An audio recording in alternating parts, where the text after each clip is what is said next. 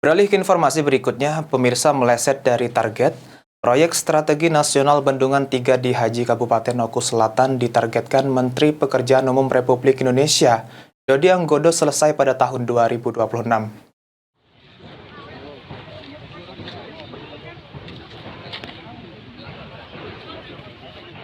Menteri Pekerjaan Umum Republik Indonesia, Dodi Anggodo memastikan pembangunan proyek strategi nasional Bendungan 3 di Haji yang terletak di Kabupaten Oku Selatan akan rampung pada 2026 mendatang.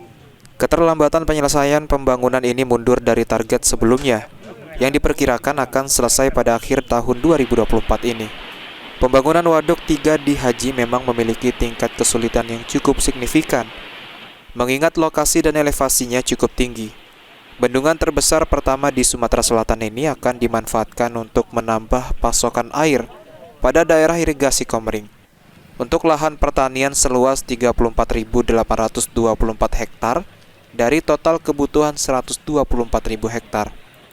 Selain itu, bendungan ini juga dapat dimanfaatkan untuk konservasi sumber daya air, pemenuhan kebutuhan air baku, pembangkit listrik 4x10 MW, dan pengendalian bencana banjir, dengan mereduksi banjir sekitar 39,5% Q50. Untuk pembangunan Bendungan 3 di Haji tadi selesainya kapan Pak targetnya? Rencananya di 2026, insya Allah di 2026. Untuk prosesnya sekarang Pak sudah berapa persen Pak progresnya? Ini sekitar 60 sekian ya, 66%.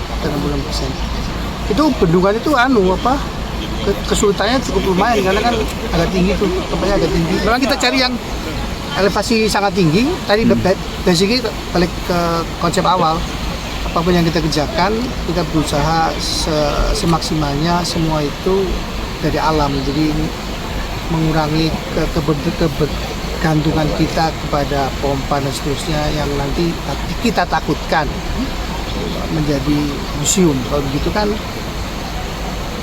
dengan tempat yang tinggi otomatis sawah-sawah bisa teraliri jauh lebih jauh gitu kan.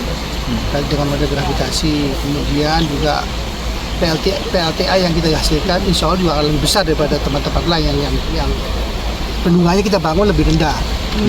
Ini kan ini sekarang ini sebenarnya bisa 200 MW dihasilkan, tapi kan karena kebutuhan PLN cuma sekitar 40-50-an, 40 MW, makanya kemudian kita turunkan jadi 40 MW. Jadi seperti itulah Bapak Ibu sekalian. Sri Fitriana, PAL TV.